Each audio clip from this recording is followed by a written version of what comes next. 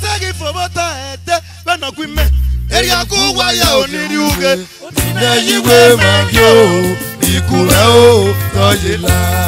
Hey, ejo wage gori o. Prince Charles Imafun ni mayaye aha te kwa 28 years of age. Ase de mona yeye. Kenenge na kwa e o to na kwede. Ejo wage to so yeme. Monde o yape. Kore tuta lata yo. Odera me pe yamata bodi ye me pe yamata. Eyi logo me. Eyi logo me. Obi amagale awa. Awata e ma gboyo. Osadera we la o ma do bi yo wi na te dawa ko. Agbota agboti. Abase we do mo. Ona die mawe agbapa no bi olita gawe arewa o.